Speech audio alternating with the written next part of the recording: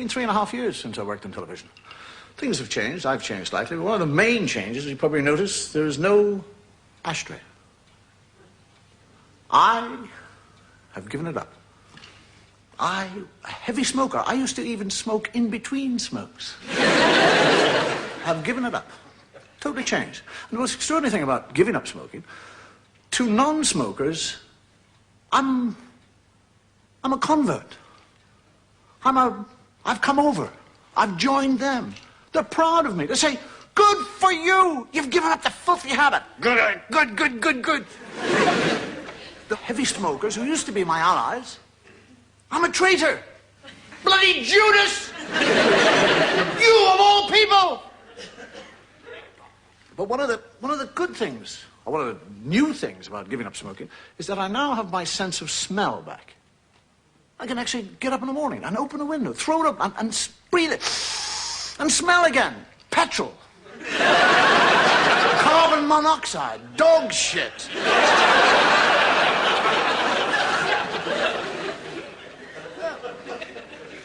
I mean, it's taste. I actually thought when I used to eat food, it was the smoking. I had no taste. It's not the smoking, it's the food. It's bloody tasteless. Somebody said to me the other day, shall we eat or have a McDonald's?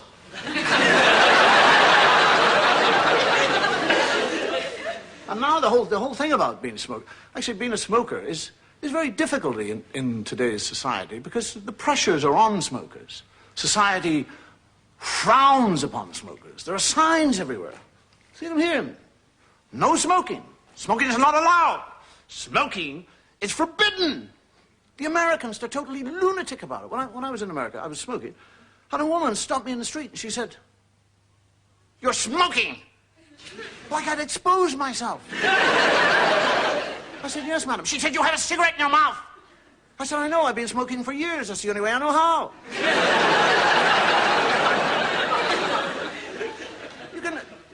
You notice in public, if you actually spit, if you spit in the street, you can be fined £25. If your dog fouls the footpath, £20. But the cost of a smoke, or what it would cost you if you're caught smoking, can be £50. Now that means that you can actually have a good spit. Your dog can crap to his heart's content, and you've still got a fiver to take home. When I started smoking, I was actually 4.5. I did actually start to keep up with my brothers, who were slightly older. I had one brother who was 6 and one who was 8, and they were heavy smokers. So I used to keep up with them to smoke. I'm 4.5. I'm this size. And people would say, "It'll stunt your growth." Lavatory. I mean, everybody in school smoked. As soon as there was a school break, we'd all go for the lavatory. In the cubicle. 8 or 9 of us in each cubicle. Passing this little cigarette. If you went out and looked down the line of cubicles, it was like the Industrial Revolution. Somebody used them for what they intended to use them. It was like a breath of fresh air. You remember going to the cinema years ago when there was no smoking regulations? Everybody in the cinema smoked. It was just a massive smoke. You go in, you go. And when you got to the screen and you could see the screen, there were people on the screen. You remember those scenes, the seduction scenes? How the cigarette was played with? It became part of a kind of hand phallic symbol. People used to kind of touch it and stroke it and roll it. Women would kind of put it into the mouth and take it out again. The whole audience. They used to have those cigarette cases that you could buy that actually you pressed a button and one cigarette came out all by itself. It was a sexual invitation. You'd hand it out and you'd go, and the cigarette would go. And if the woman went, you.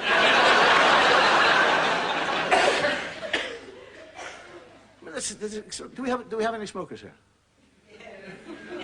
Yes. That's the extraordinary thing about smoking, is that when you make love, you answered me about smoking. Do you smoke after you've made love? I don't mean literally, I mean...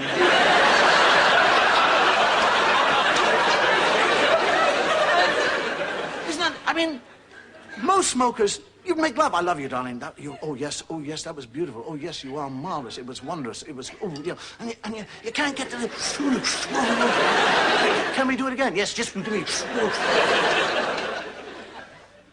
A couple of years ago, I actually decided, I don't think from pressure or anything else, I decided I would give up smoking because I have teenage children, and I knew that one day my teenage children were going to come in smoking. And I didn't actually think that I could be hypocritical enough to sit there and watch them go, and I'm going, don't do that. Filthy habit, give it to me, I'll...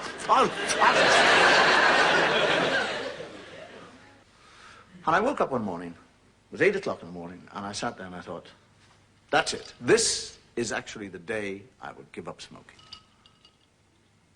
And then I thought, well, I don't really want to give it up. What you should actually do is cut it down.